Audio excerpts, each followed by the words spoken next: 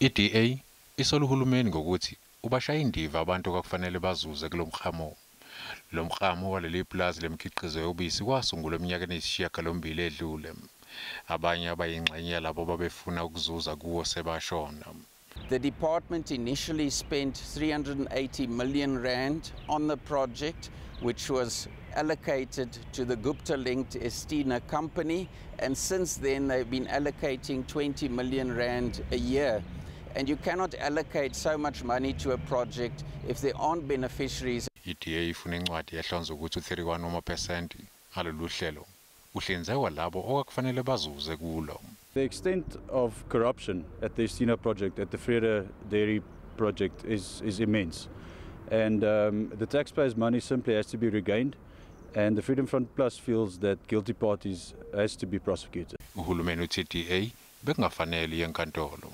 We need to verify who the credible beneficiaries were, because there were in some instances contestations on the people that were supposed to be the rightful beneficiaries. Remember that we are new and we don't know how the lists were done and how the beneficiaries were recruited. We are just being told.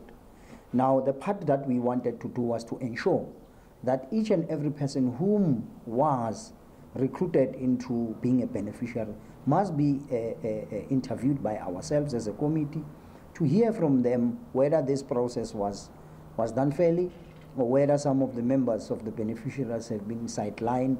Kusenjalo abanye okufanele ngabe bayahlomula kulomklamo bafuna izinxephezelo. Sebesole noHulumeni ngokuthi usebenzisa imininingwane yabo ukuze lo mklamo ulokhu uqhubeke njalo.